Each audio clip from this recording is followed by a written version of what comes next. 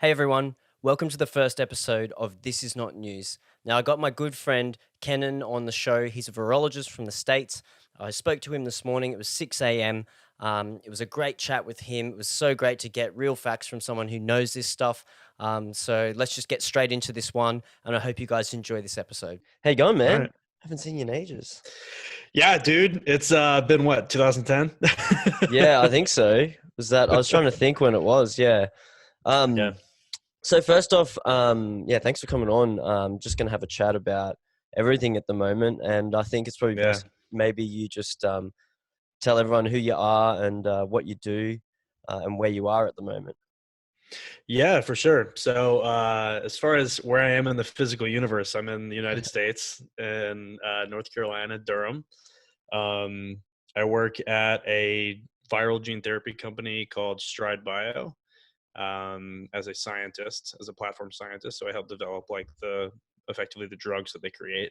Yep. And my name, which I should have said first, is Kennon Smith. Yeah.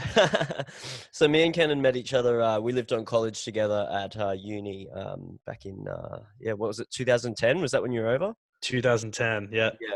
And it was only 6 months, eh? Yeah, I wasn't there for. I was there for long enough to like sort of do classes and drink a lot, and that was pretty much it. Yeah. Yeah, that's it, man. Yeah. So yeah, I guess like when I hit you up, I didn't even remember that that you were doing like virology stuff. I knew you were doing Yeah. science. I Yeah. remember saying you were going to take over the world as a mad scientist when we were at uni and stuff like that. But I totally forgot what it was you did. So that was such a surprise when I said, "Oh, what Yeah. do you do again?" And you were like, "Oh, I'm actually a virologist." I was like, "Well, Yeah. there you go. That's yeah, just how Perfect. the universe aligns sometimes." We'll talk about that kind of stuff a bit later, but I think I just want to know first of all, like what it's like where you are at the moment. Like, is anything different to normal life, or what's going on over there? Yeah, for sure. I think, I mean, a lot of what we're experiencing right now really depends on who you are, Yeah, because there's a large part of our country that's saying none of this is a big deal, or at least there was really, really early on. yeah, And then my circle is like mostly academics and scientists. So when this first started cropping up, we were paying attention to what was happening in China and in Italy, in Korea, and like their responses and how things, depending on how the responses were, what things looked like. And we were all like, this is going to be bad. Like, this is not yeah, going to be something that just blows over. yeah, And so really early on, my company kind of like took an initiative, like a lot of the other biotech companies in the area, and said like, hey, we're going to limit the amount of time that people are in. If you're in, don't be in like the office areas. Go into lab where everybody's already wearing personal protective equipment anyway. yeah, So my day to day has basically changed to now where like if I have any office work, I have to go home. yeah, And I actually recently just traveled to Florida via car. We didn't fly or anything like that. yeah, But when I got back, I had like kind of a cough and a little bit of yeah, lung issue. And yeah, so, I mean, it could be allergies, but then I was like, well, I have to report this, which means now I have to be at home for 14 days. yeah.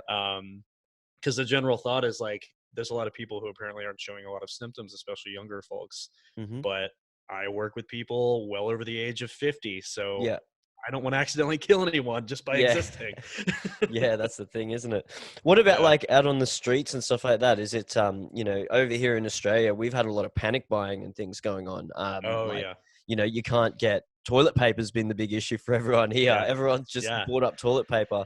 Not I, sure I quite why, but how's it like so I over there? found out why Yeah, apparently. So this could be hearsay, but I have a friend who works in clinical trials, uh, like clinical trial feasibility, and they were saying that they're getting a lot of like phone calls about it, and people obviously like if you work in science, everyone and their grandparent is calling you and being like, "Oh my God, like what should I do?" It's like, yeah, is this serious? Like, what's coronavirus? But I heard that there's this rhetoric going around that masks and toilet paper are made of the same material, yeah. I heard and that so too. people are like buying them to build their own masks with toilet paper. Yeah. Well, that's initially how um, it started, I think. Yeah, Yeah, yeah. And then it just cascaded from there. I mean, if you go into a grocery store here, like the typical thing that we see, there's no toilet paper, there's no flour. Like people are buying like a lot of necessities. yeah, You know what I mean? I did air quotes. It's not great for an audio media, but they're buying like a lot of these things that they deem as like necessary to survive because they think, oh, we're gonna have to hole up for a really long time. yeah, But what sucks is like what is happening is the opposite of what needs to happen. So there's lots of people in grocery stores. Yeah. Um, every time Yeah. I've gone leading up to like Monday, they're just packed full of people, all Yeah. really close to each other. Yeah. So Yeah, they've actually implemented like an hour over here, like at the start of the day, where like elderly and disabled people can go and get supplies and things because oh they were wow, that's basically missing genius. out, like so yeah, it's the same here, things like pasta and tin foods and stuff, Yeah, flour, all that kind of stuff, and toilet paper. People are just going nuts for it, man. Like yeah. um so yeah, it's going to be interesting to see what happens. But yeah, so it's pretty much similar sort of things happening over there in the States as it is over here, then I guess, eh? Yeah, and one of the things that like has been really slow rolling, but they're finally starting to do in most of the states. And don't get me wrong, some of these states have actually reacted more quickly than they have at like a local level, have reacted more quickly than we have at a national level. Yeah, And so some states are better off than others. But like even in North Carolina now, Roy Cooper, our governor, has said, okay, all restaurants have to close at 5 o'clock. And then eventually it became like, all right, nobody's allowed to sit inside. Like we can do pickup. So you yeah. can go to a restaurant and get food and take it home, which limits the number of people going in. Mm, But it's one of these things where it's going to be slow rolling, whereas more and more cases show up. It's going to be like, okay, no one goes outside, you know, try and stay in as much as you can. Everything closes except groceries. yeah, Um, but the problem we're having is, I'm sure lots of other places are too, is that there's no government relief for people who are working these jobs. So you yeah, have so many people who like, all right, well, my company is closed, like they're not working now, so they're laying everybody off or they're firing everyone. Or what's even worse is I've heard a lot of stories of people who have hourly wages, like hourly jobs, yeah, because they're cutting hours, they are making it so that those people go onto quote unquote 0 hour schedules, yeah, but they're still technically working, so they yeah. can't file for unemployment. So these people have Oh, no money.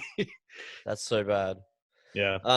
Yeah, that's so over here, like I don't know if you're aware of what's going on here, but they've like implemented like no more than 500 people in outdoor gatherings, no more than 100 people Yeah. in indoor gatherings. So that essentially, shut down so many things Pretty much because everything. it's yeah, basically, and it's only things that are essential, like supermarkets and Hmm. public transport and places like that where it's sort of allowed. So it's really interesting sort of I mean, it's so bad. I'm lucky I work for the government, out of school. So, Yeah. Yeah. I'm sweet either way. So, but yeah, it's just so many people that I know, especially because I'm in the music industry and the Yeah. entertainment sort of thing. Like basically everyone I know from that industry is just like, they're freaking out. Like all their gigs are canceled. They've got Yeah. no income. And it's similar to what you're saying. They have sort of tried to do some kind of stimulus package here and give people money, but it doesn't include those guys. They're sole traders. It doesn't include those guys. So they're really struggling to figure out what to do. So yeah, it's yeah. I think it's interesting though in the States because your states are quite different state to state, isn't it? Hmm. Over here, it's sort of as a whole country. It's pretty. We have states, but most of it's pretty similar. What happens, it's sort of a national implementation of whatever's going on. All the states sort of just fall in line over here, like whatever Yeah. whatever the national sort of opinion is of what we have to do is what each state implements. Whereas you guys, it's a little bit different, isn't it? You have a bit more freedom. The states do their own thing. So in your Yeah. state where you are, is there anything that's that they're doing to try and combat this, or anything creative or innovative ideas that they've come up with to try and limit it? Yeah, so actually, one of the cooler things that they've done in Durham or Wake County, which is where I'm at, and then Durham County, I'm actually not clear on where the county lines actually lie, Yeah. but basically in our area, and I think Durham's doing this too, but they're having the folks who normally drive school buses Yep. for kids to go to like elementary school, middle school, things like that, who rely on school to provide them lunch, right? Yep. So like they don't have enough money to bring their own or don't have Yep. enough to buy it there. The state actually provides it for them. They've actually made it so that the buses are now going to the cafeterias, picking up the lunches, and then doing their normal routes, and then taking lunches to those kids. Yep. So that's like easily the coolest thing that I've heard so Yeah, far. I mean, that's great. Like, these are kids who are not going to eat otherwise, and the state's like, well, we'll still give you lunch. Like, if you that's even if you awesome. have to work from home. But other than that, like, one of the major things is restricting gatherings. Like you were talking about, no more than 500 people. There are some states that has restricted gatherings to like 5 or less, and Yeah, that's it. yeah. So, And that's anywhere, and like not just because they've made it yeah. different. It's like inside and outside is a bit different. Yep. Which I don't really, yeah, I'm not sure how that's we ask you about your opinion on that a bit later.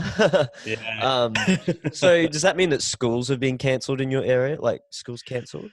Yeah, so they shut down schools for younger students, so primary school and above, very, very early on. So they said, all right, we're going to send everybody home. Like that's the type of schooling that, yeah, I can get off track, but it's a little bit easier to wrangle than something like college level schooling. Yeah, And then eventually, college level schooling, they started letting people go as well. So there's actually been this trend of everybody moves to online classes, and they're restricting, like, no one shows up to classrooms anymore. But yeah, then a lot of schools have taken it a step further, and they've said, we're doing online courses, but also everyone needs to get the fuck off campus, which yeah, is not great in a lot of cases, because there are a lot of international students. And so there are yeah, cases of like international students being like, okay, well, Harvard said I have to leave, yeah. but What do I my do? parents live in Turkey, so I don't know what the fuck I'm going to do now. Yeah, and then there's so many travel bans and restrictions and Yep. things like that Yep. going on. Um, Exactly. Exactly. they haven't shut down schools over here at the moment. Oh, wow. They're of the opinion that shutting them down would sort of reduce our healthcare system too much. Mm. And I mean, I don't know what if that's the right answer or not. They keep using Yeah. Singapore as the model, saying, Singapore, they haven't shut schools down, and they're being effective at reducing their rates and stuff. But I mean, Singapore's on another level to us. Like the stuff that they do over there is like hectic. I've heard they're doing like they take temperatures when the kids are coming into school and stuff, and if they got a Oh, temperature, wow. they send them home straight away. I mean, we don't have the resources to do that kind of thing over here. We're Mhm. sort of relying on parents to do the right thing and not send their kid if they're sick. So Yeah. um, Yeah. it's interesting. What's your opinion on that? Like with schools, do you think that is that an effective way to sort of mitigate this and sort of try and contain it, or what's the go there? Yeah, I mean, I think it gets complicated when you consider that there are a lot of reports of people who are walking around without presenting any symptoms. Yeah, But there's also, I think, even that assertion in itself is complicated too, because I think there's a lot of scenarios where people probably do have symptoms, but they're not feeling like they have symptoms, so they're not yeah, reporting it. they're just Like real mild. Yeah, right. Like, the joke I use is that I always felt like shit when I was in my 20s, so I don't know if I would, assume that I was sick. But I think, like, if they're doing any sort of screening in order to try and catch it prior to letting students mingle with other students, that's already more work than doing nothing. Yeah, So it's already a step in the right direction. The question then becomes like, okay, well, do you extend that to testing kits? But also testing kits aren't available. So, yeah, I mean, if they're seeing good results with just screening students but still allowing them to be around each other, then it's probably fine. yeah. But we also won't know until at the end of it. We're like, oh shit, everyone was infected. It's just that a lot of people didn't have a problem with it. Yeah, because that's the thing I sort of, I wonder about is that they're saying that kids can have it without symptoms. Is that true? Right. Like, have you heard anything? You probably, everyone else is sort of reading everything on social media and the news, and it can be blown out Sure. of proportion. So is that I don't know how much official sort of stuff you're getting through, but is that Right. something that's true that kids can have it without showing symptoms or anything like Mhm. that? So I think honestly it's a difficult question to answer, because what we're dealing with is a twofold problem at the moment, which is we don't understand a lot about the virus, but also we don't understand a lot about how effective our testing is.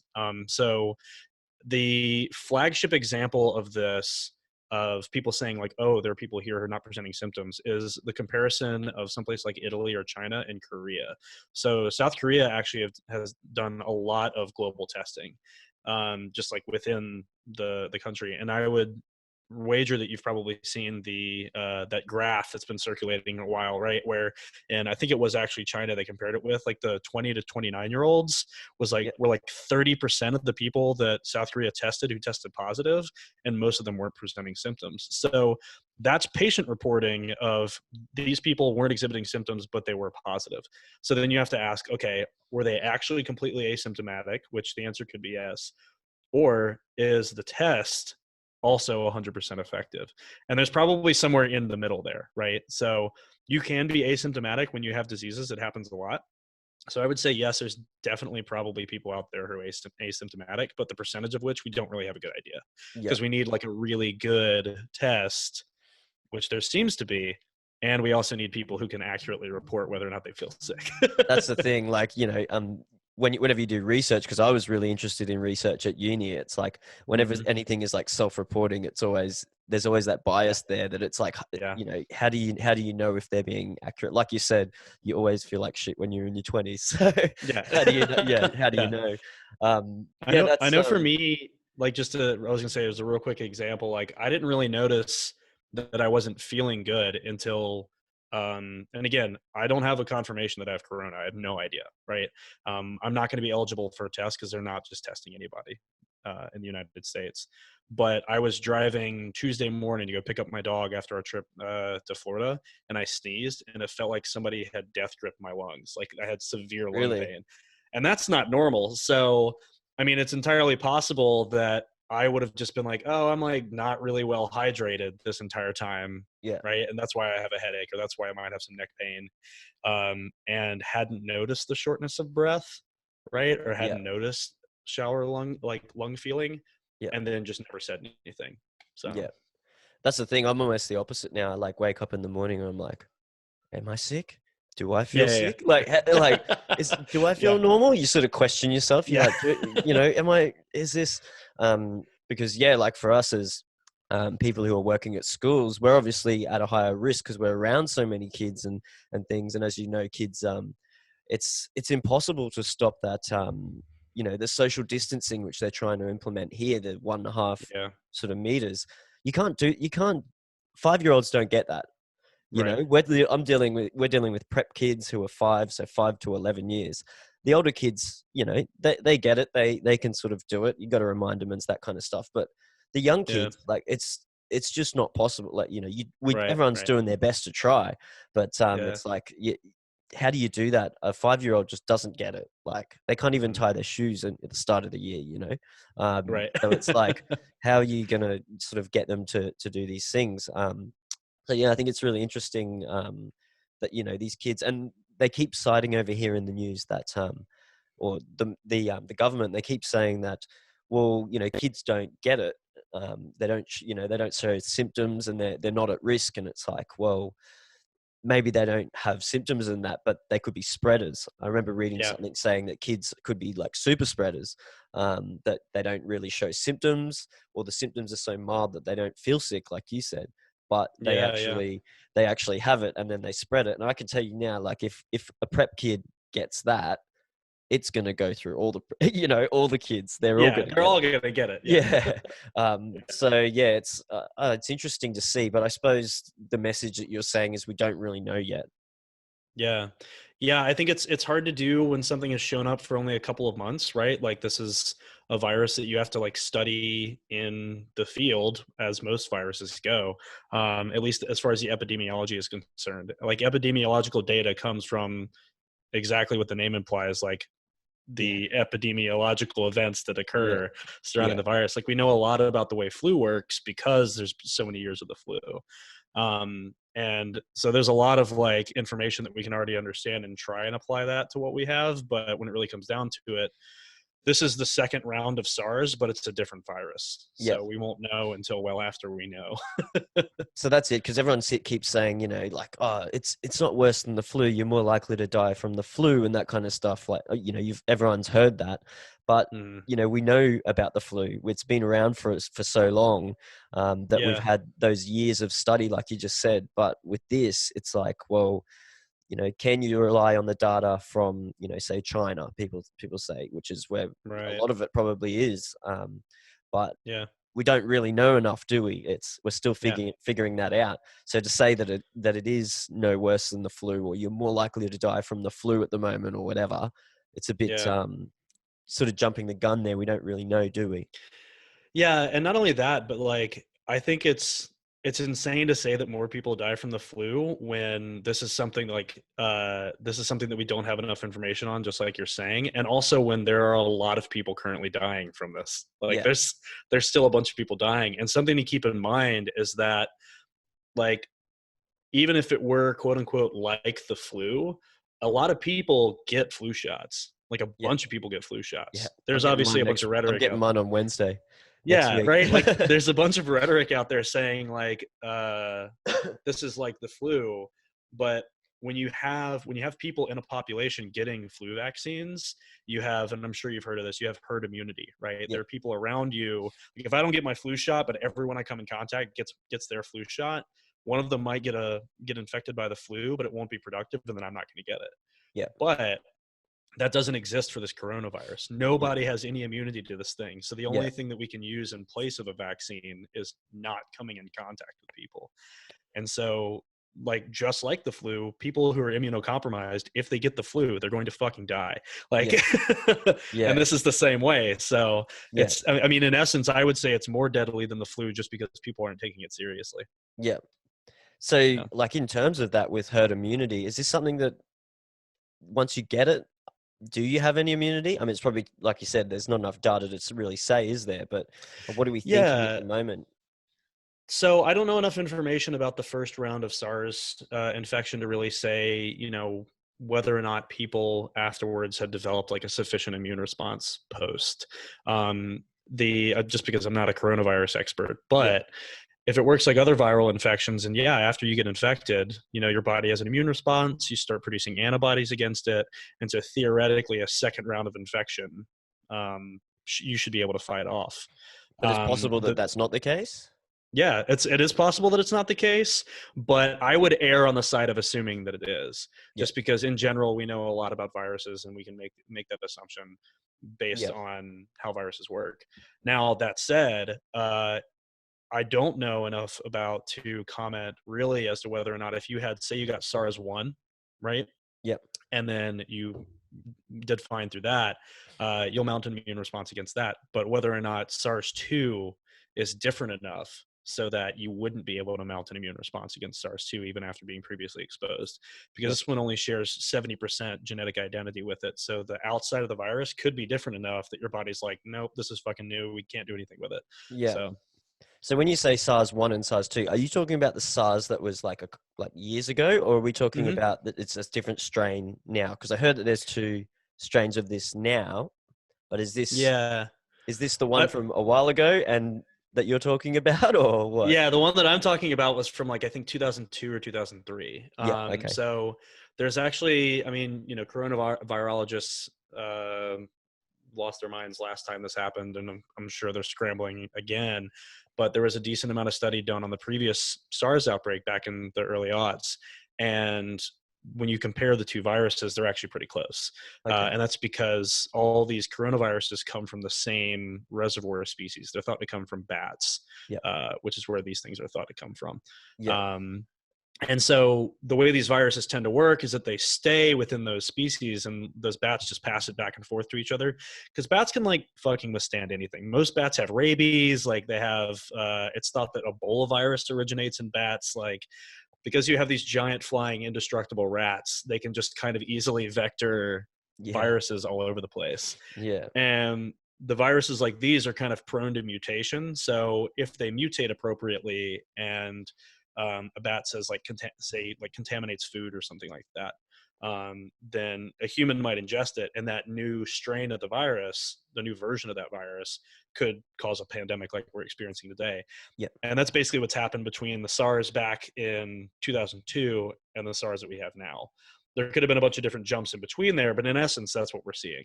Yeah. And so it wasn't necessarily someone eating a bat then.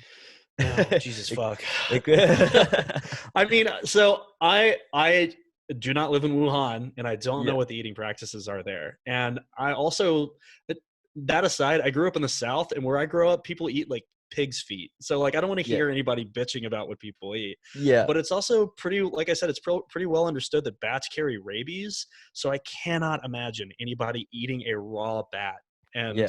like not having to be aware of the fact like, this thing needs to be cooked. And if you cook it to kill the rabies, you're gonna kill SARS. Yeah. So So it most likely is probably, I mean, we can't say, but if we it can't say, contaminated yeah. food, other food through, whatever, some kind of, Yeah, a friend of mine recently said, which I thought was pretty funny. It's kind of like blaming people who eat chicken nuggets for the bird flu. yeah, Like, they didn't start it. It just happened to be vectored through chickens. yeah, And when you have like China has a huge bat population, and they have a lot of fruit bats. And you know what happens when you leave food out in an open market? Like fruit bats are going to steal some of that shit. Like yeah, you're going to have animals and stuff outside. So, I yeah. mean, it's a case of contamination. It's just unfortunate that it's a really, really costly case of contamination. Yeah, definitely. So I suppose, like you said, there's not a lot, you don't know a lot, we don't know a lot specifically about this virus, but I suppose if we Mhm. talk about viruses in general, like things like how long viruses stay on like surfaces, like if someone who has Mhm. it sneezes or coughs on a bench, how long can that live there? And I'm sure this varies, but Mhm. what's the sort of thinking behind that?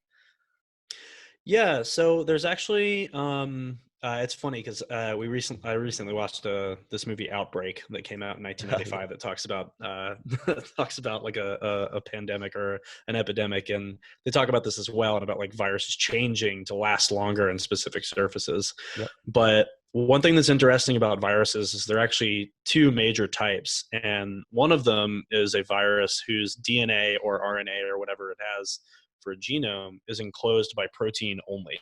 Um, Hmm. those viruses in general are usually pretty hardy because they can withstand some degree of like drying out or freezing, and they can like remain on these surfaces. But viruses like coronavirus and even Ebola virus, when they go through their life cycle, they actually kind of bud off of the outside of a cell membrane, and they Hmm. bring part of that cell membrane with them.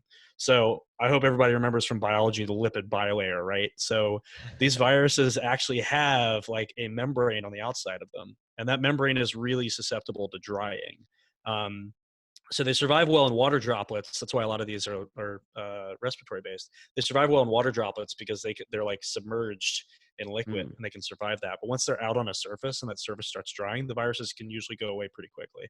Okay. Um, I have seen basically that this strain of coronavirus, although it has a range of like environments that it survives for a specific amount of time, that in general after about an hour it loses a large amount of its infectivity.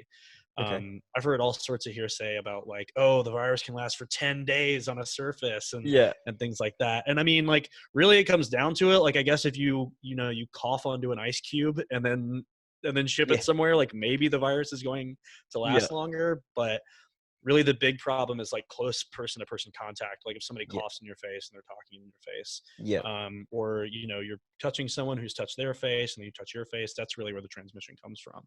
Yeah. It's not really that like I'm not going to be able to cough in an envelope. We've just lost him for a second there. I'll just splice it together. So, guys, there's a section just here where Cannon's computer froze. So he's just logging back in, restarting his computer, and we'll get straight back into where we were.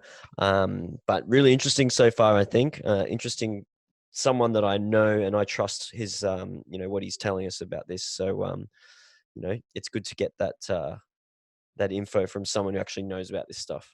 So yeah, I think you were just talking about, yeah, you can't really like cough in an envelope and send it to someone. It doesn't last Yeah. that long. Yeah. So I suppose that sort of brings me on to the next thing is like, if we were to, let's say, best case scenario, everyone in the world was to isolate, or we had like the 12 monkeys. I know that on your podcast, which I want to ask a little bit about your podcast in a minute.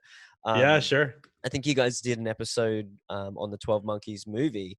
And it's like if we had healthy people who went underground, the virus, so what from what you're saying, it sounds to me like the virus wouldn't survive by itself without us, to replicate. Is that true? Like if everyone was to quarantine, and everyone got it out of their system, Hmm. would that sort of not fix the situation, but would that work? Yeah, so I think the easy way to answer that is that it depends on the virus, and in this case, it would at least get it out of the human population. So you'll remember that I said that that in general coronaviruses, or at least ones of this nature, beta coronaviruses, are vectored by bats, so they stay in a reservoir host in Yep. bats. It would still exist in that population. So like if the these bats are carrying around this version of coronavirus, then it might just be there. There's some people saying, and I don't know how much I believe this, but some people saying that this virus could take on kind of a seasonal aspect. And so we get incidents that arise at some point and then they show back up, and maybe there's slight variation from year to year. So you can think kind of like influenza. Yep. Um, but there's a couple differences in the way that influenza is vectored versus the way coronavirus is vectored. So really what you could say is that we get it out of the human population, maybe it's fine, maybe you see like only a couple of instances every year, but if somebody were to go out, find a bat that has coronavirus, get the coronavirus, and then pass it on, we would see it again. Yep. So the only way for it to go away would be to murder all bats, and that blows. So we're not going to do that. Yeah. It's pretty much Ebola virus impossible. is actually a pretty good example too, because it's thought that Ebola virus hangs out in bats as well, and is just kind of passed to non-human primates and then back to bats, like whenever it has this moment where it moves out of bats and into a different animal population, but it doesn't ever really go away. Yep. It's really that like if we quarantine ourselves, it'll leave the human population, then we can give everybody vaccines and we don't have to worry about this virus. Yep. So Yeah. vaccines then, like what's like I know there's been so many stories, and I know like over Yeah. here at UQ and stuff that they've said, we've got a vaccine, but I've got another friend who works in virology, and he said even when it's preclinical, we're still 12 to 18 months out, and that's if we rush it through. Um, Yes. you know, Yeah. so what do you think is the sort of the timeline for a vaccine on this then? Are we still looking at maybe 12 to 18 months for something like that? Yeah, I would say 12 to 18 months is definitely accurate. I would err on the side of 18 personally. Yep. I mean, I think when at least, so granted that our healthcare system, some could argue, at least in the US, is kind of congested in that regard and how we get things pushed through, but there's a reason for a lot of that. Yeah. And it's because human testing has to occur. Preclinical testing has to occur, and then even after the fact, maybe not everybody can get this vaccine. So some Yeah. people may not be able to tolerate it. Good example is the flu vaccine. The version of the flu vaccine that's most often given is a rendered useless version of the flu virus. Yeah. And so some people can't get it because the immune response that they mount against it that you want is sometimes too drastic and the person can't survive that. Okay. So I would say 18 months if we're being hopeful Yeah. for the most part. Yeah. There's a lot of like rhetoric you're hearing about possible like therapies in order to Hmm. try and combat symptoms. I think that's probably where we'll end up before we end up with a vaccine. Yeah, because I've looked at I've seen stuff as well. They're talking about like the HIV sort of medications and malaria Mhm. drugs and things like that, which I guess are sort of antiviral Mhm. treatments already. So you think that that's probably something we'll see first before we see a vaccine then? Yeah, I think it mostly has to do with the fact that these are things that are already available. So like what people are doing, like you're saying, is they're looking internally into into things that have been through the clinic and whether or not we can apply this directly to coronavirus combating. So antivirals, as you're saying, things that have been tested before, ways that we've tried to shut this down in the past, because those have already been through clinical testing. We know in which scenarios you can give them to a person and which scenarios you can't. So that's kind of a better move in light of waiting for a vaccine to be developed.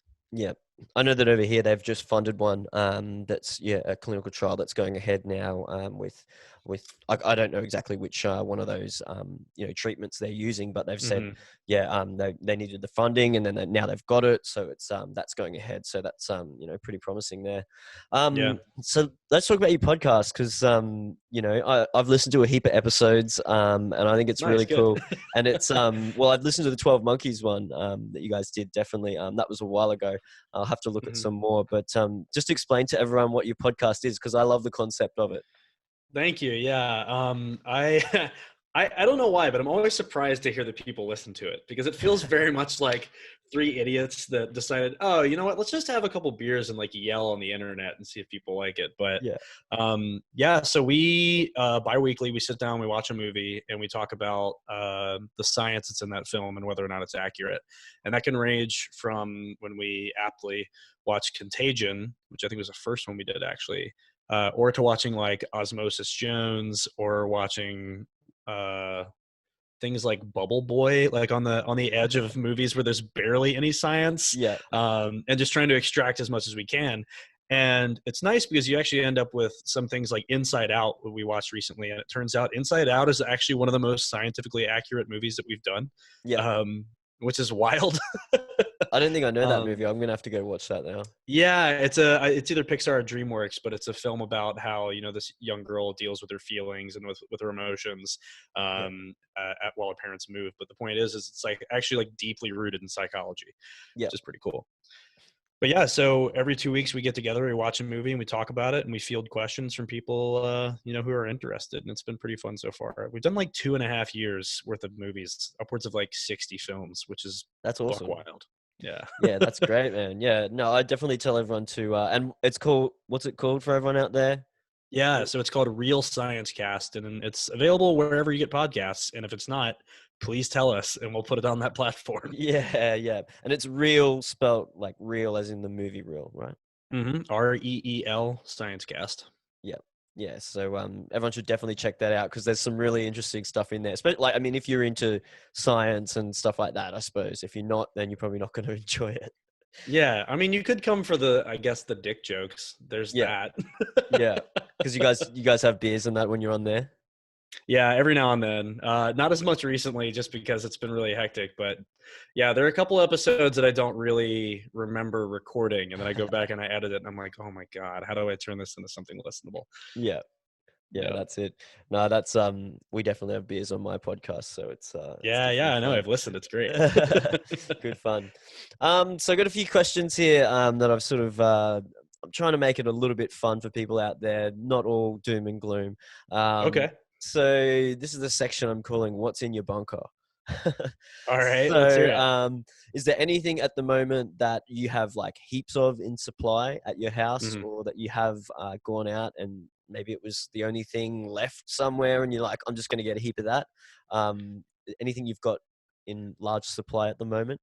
I love this question. So there are two things that we've spent a decent amount of money. I'd say decent amount of money, but they're both pretty cheap on getting, just because they're like, you know what, if we're going to be stuck in the house forever, this is what I want. So we've got a bunch of ramen noodles, Yeah. so we can just make as much ramen as we want. And then we went out, and instead of buying a shitload of beer, we bought a ton of LaCroix, because we're trying to stay hydrated. So we bought like 4 or 5 boxes of LaCroix and just filled my beer fridge with it. Yeah. Yeah. Yeah. So Nice. All right. So, what do you not have much of then? Is there anything that you're like, oh man, we need this? Mm. fresh vegetables. Like, I feel like Yeah. I'm gonna die from malnutrition at the end of this. Yeah. There's heaps But of vegetables and fresh like stuff over here, but I suppose we've got more of that that's grown here, like locally, I guess.